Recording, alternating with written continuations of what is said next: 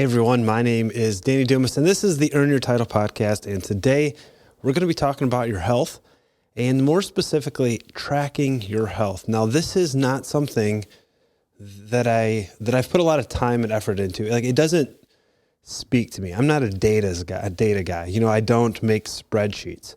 But I had a meeting with a fitness coach, and we're talking about some of my goals and things I was working on. He started asking me how I'm doing in these certain levels of my life, and one of them being sleep. And I said, I think I'm doing pretty good. He said, do you track that? And while I wasn't actively going out and tracking it, I have an Apple Watch. This is the Apple Watch Ultra. It's the first one.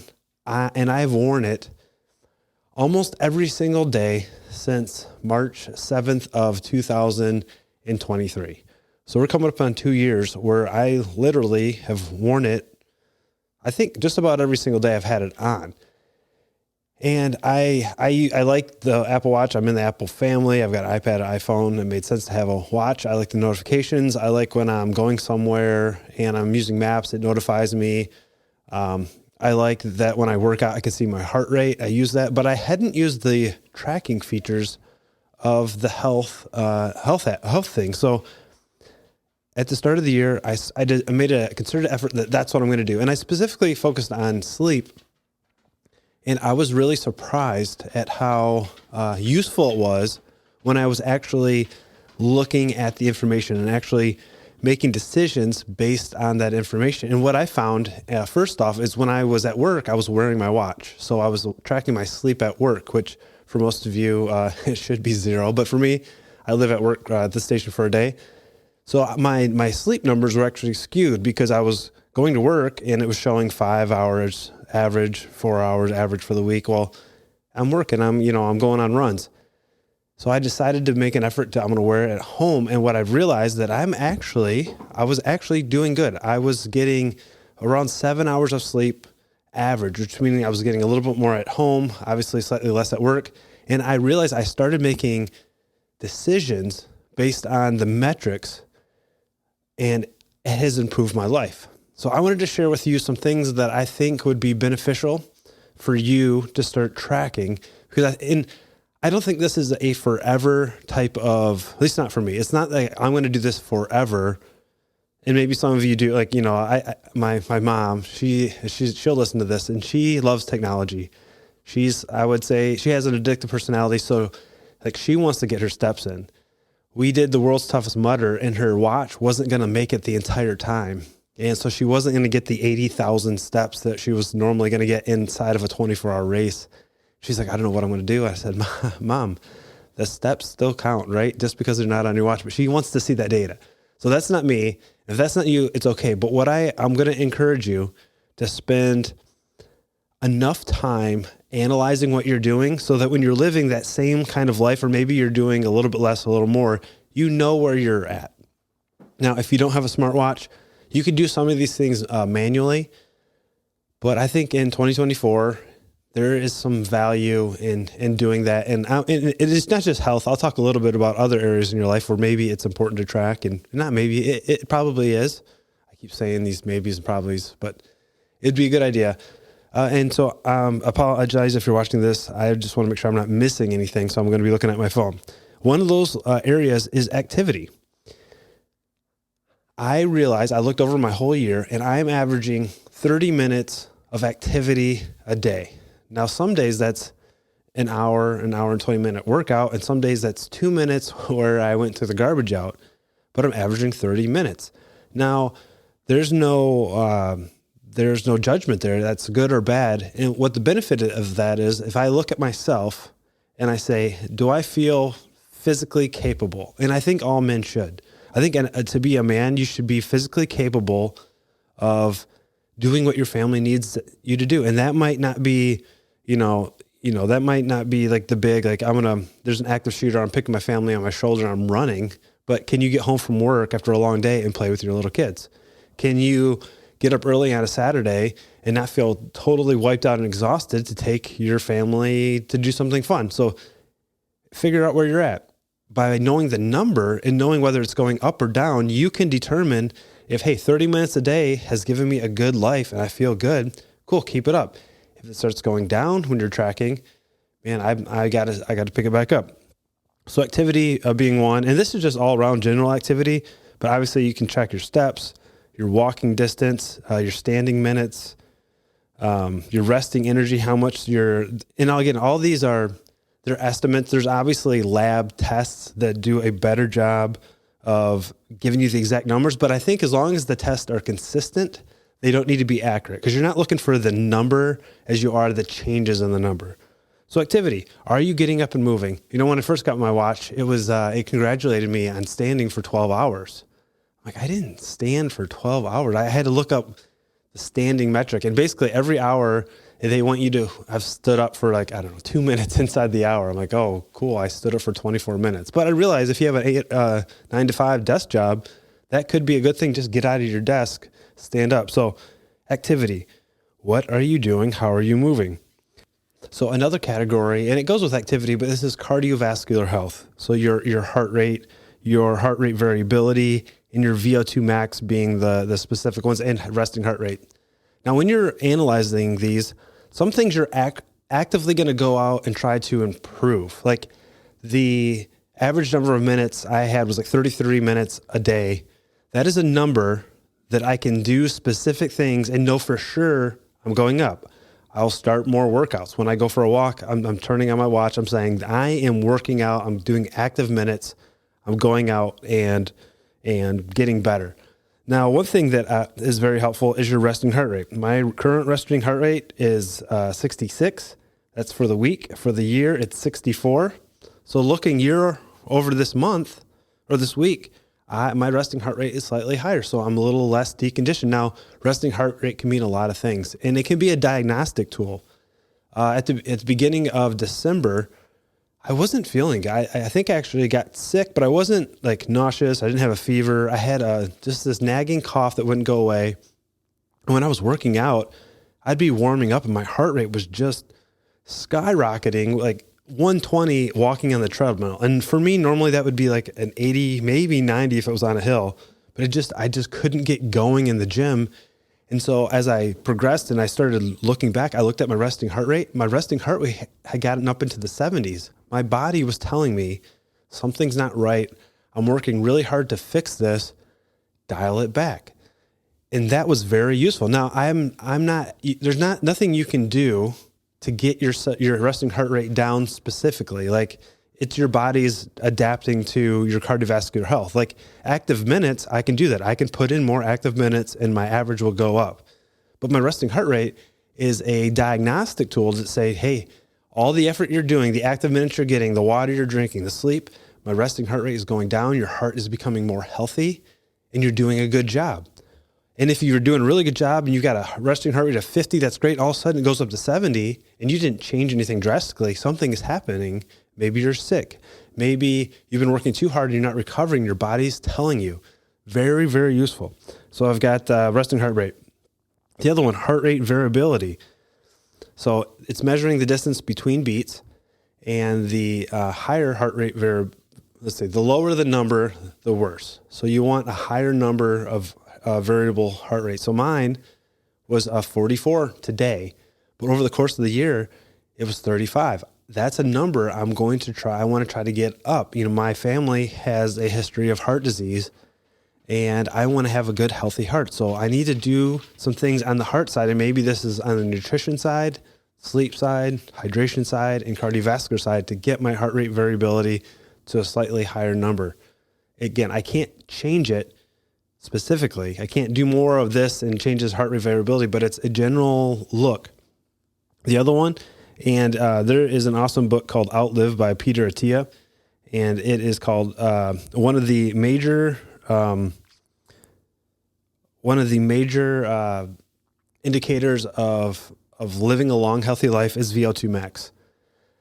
I forget the exact number, but a higher than average VO2 max decreases all-cause mortality by a significant amount of percentage. And I apologize, I had it and then I didn't write it down in my brain. I've got a goldfish memory. But basically, if you have a higher than average VO2 max, you can guarantee or almost guaranteed, whatever you can guarantee actually in life. Those, you might get hit by a truck and then die anyways, but all-cause mortality, heart disease, cancer, all the things, roll it up. If you have a higher than average VO2 max, you have a lower average of death. Just that simple. And again, this is the Apple version of VO2 max. They have lab tests where you'll be breathing to a machine running on a treadmill and they'll get it exactly. I don't think you need that. You just need a number that's consistent, and you can see whether it's going up or whether it's going down, and whether you're above average, or below average. If you're aging, having a high VO2 max doesn't mean you're going to be going, and running, 10-second 100-meter dashes. It means you're going to be walking up and down the steps all day and not really worry about it, not have to think about it. It is a lifestyle. It is a good lifestyle. Now, when we think about health, a lot of times we talk about not dying, but it's not about not dying. It's about living the life you want, doing the things you want in your life, and then having one bad day. A lot of people, they're living, they get to their 20s, 30s, and they peak physically, and they start going down, and that's inevitable. You can't maintain peak physical fitness. The human body ages. It happens. You get into your 20s and 30s, maybe you peak physically, and then that does start to decrease. As it starts to decrease, though, what you want is just a slow line, not a very steep line. And what unfortunately happens is maybe 10 years before people die, it drops off pretty hard, and it gets down to this really bad place to live. As a paramedic, I go to some elderly people's homes, and the life they're living is terrible. Now, maybe they planned financially, maybe they planned mentally, but they didn't plan physically to live that long, and their quality of life is terrible. The goal is not to live forever. The goal is to live a good, healthy life and have one bad day. You want that drop off of health to be, a day, a week. You don't want it to be the last 10 years of your life, and that's important. So things like having a above average VO2 max, which is basically the maximum amount of work you can do before your heart tells you to stop. So that's something you can work on. And so, I would highly encourage you to just take advantage of this technology. The next big one, and the last one I'm going to talk about, would be sleep. And this is what got me to start tracking and doing a better job. And I mentioned this, I will continue to mention how important sleep is, because it is. I think it's the easiest thing to fix. It's enjoyable. It's like if I said, hey, I could give you a pill, it would increase your testosterone, make you a happy person, improve your mood, make your skin look better, help you recover. And this pill tastes really good. Would you take it? That's sleep. I don't know anybody that hates sleeping. Sleeping is a pretty awesome experience. We don't get enough of it. So you need, there's several levels of sleep. And again, I apologize if you're an Android person, but I'm just going to go with what Apple gives us. It gives us core sleep, which is the most. We do that the most. Deep sleep and REM. And then the potential to be awake. The REM sleep and deep sleep are really what we're looking for. And they go in cycles, usually, like a 90-minute cycle. The REM sleep is when your brain is formulating ideas, it is remembering things, is putting things in context. And then the deep sleep is when your body is repairing, where you're making new tissue, you're recovering from the muscle soreness, and you need all that. Just a quick reminder of how to get good sleep. Have a caffeine curfew. 10 hours is a good curfew on caffeine, which means if you know you're going to go to bed at 10, rewind 10 hours and don't have caffeine after that. An hour or two before bed, get the lights as dark as possible, candlelight, dim lights. Try to keep the screens directly blaring into your face. 1 hour before you go to sleep, turn off all screens, have a cool, dark room, have a consistent bedtime, and, barring some other medical problem, you should be able to get good sleep because it's so important. Now, as as I talk about all this, there's probably, I'd say there's 40% of the male population, and I'm totally making this number up. Maybe it's more, maybe it's higher than, I'm going to say 60, at least the guys I know, that they have a concern And it's the reason they don't go to the doctor. Because if you don't go to the doctor, they can't tell you you're sick. They can't tell you have a problem. At work, we have one of the leading causes of deaths in firefighters is cancer. We get cancer at a higher rate than any other, all other men combined. There's certain cancers that we just get because we're exposed to a lot of things. We get poor sleep. And as a union and as an organization, we are making a push to prevent that, to do some things to stop that. And some of that is cancer screening. We have guys that are concerned about going to get cancer screened because what if they find out they have cancer? And from the outside, it seems ridiculous. But if I'm talking to you, or maybe it's somebody you know, or maybe this was your dad or your grandpa, you know who that is. You know that person, and it doesn't make sense because lots of cancers, like skin cancer, if you catch it early, it's like a outpatient procedure. They cut it off. You're good to go. If it progresses and gets bigger, it literally can kill you. But because they're afraid, they're worried that they're going to find out something, and then that's going to be bad. And so if they don't find out about it, it's not bad. Well, it's not going to go away. This data, this information can only help you. Right now, maybe it's going to cause you to change. Like there's a lot of the technology is amazing. You can get real-time glucose monitors. It's like a puck you stick on the back of your arm, and it measures your glucose in real time, which means you could eat a piece of cake, check your blood sugar, and see what it does. Well, it didn't do a lot. If you're healthy, it's really cool because most people that are healthy and put these real-time glucose monitors on realize your body does a really good job of maintaining a very consistent blood sugar. It's very encouraging. But if you were to wear one of those and your blood sugar's all over and you're like, yeah, I probably have type 2 diabetes. I just didn't want to say anything because then I would have to say I have type 2 diabetes. And if I say it, I have to do something about it. But I want to encourage you, do something about it, guys. With modern technology, we can fix you can almost make it go away completely, like zero problems, but you'd have to change. We were talking about sleep apnea, and we're in a CPAP, which is a machine that basically shoves air into your nose, into your mouth, so you stop snoring. And I worked with some guys that were complaining about it because insurance won't pay for it if you don't wear it at least so many hours a night, 4 or 5 hours a night. They thought that's ridiculous. But what they don't think is ridiculous is that they're okay. They know they have sleep apnea. They haven't gotten tested yet, but they wake up gasping for air. They wake up with a sore throat. They wake up, we can hear them. We all sleep in a big room. You can hear them snoring and stop breathing. They're literally going hypoxic. Their brain is going without oxygen for extended periods of time at night until their body wakes them up to force them to take a breath. And they don't want to get a CPAP because insurance says you have to use it. Well, insurance says you have to use it because it's saving your life, guys. Please, if you hear the passion in my voice, it's because it's real. I want you to live a long, healthy life. And there's tools, there's modern technology, there's testing that you can do to help you do that and live a good life where you can, watch your great grandkids graduate from high school. That could be a thing. But we have to take action. We have to do something. We have to incorporate these things. We have to not be afraid to find out bad things because you have the power to change.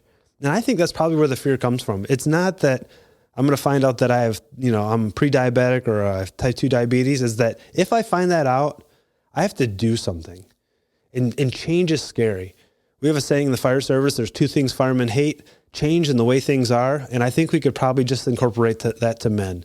Men in general want things to be the same. We want static. We want it to be like it was in high school. We want this new technology to be like the old technology. We want cars to run like they don't. Time is moving on, whether you like it or not. So embrace it.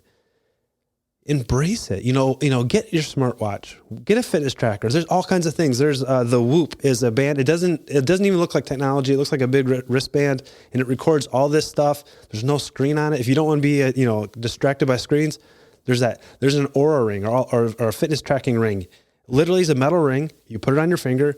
It tells your temperature, your heart rate, how much you slept. No screens. I get not wanting some of this stuff, but the technology is there to make your life better. Use it. If you need some help with your fitness, If you need your help, some help being accountable, that, to go to the doctor, get a physical, reach out. My email is danny@dannydumas.com, and I want to help you. I am in contact with guys, once or twice a week where we're talking about these things. They're telling me they're having some problems. They come up with the solution. I don't know what's best for you. I maybe have a few ideas I could throw out there, but I'm just holding you accountable. That's all it is. Hey, did you do this? You said you're going to do this. Did you do this? Guys, start keeping track. If you have zero technology, you have a flip phone, you don't like this, check your pulse when you wake up in the morning. Count, put a timer on for a minute and count whatever the number that is, that's your resting heart rate. Measure your waist. If your waist is growing, you're getting unhealthy. If it's shrinking, you're probably getting healthy. Measure how much water you drink. Write down all the food you eat. Take a picture of it. Do something. Be active in your own health. Be active in your own survival. Be active in living to be 100 years old and having one bad day. And I truly think you can. And I'm here for you. So my name is Danny Dumas, and this is the Earn Your Title podcast, and I will talk to you later.